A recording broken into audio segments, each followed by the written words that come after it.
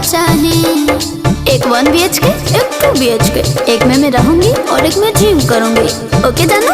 घर दही सोना के सेट चाहिए, पटना में दूध गो फलहट चाहिए।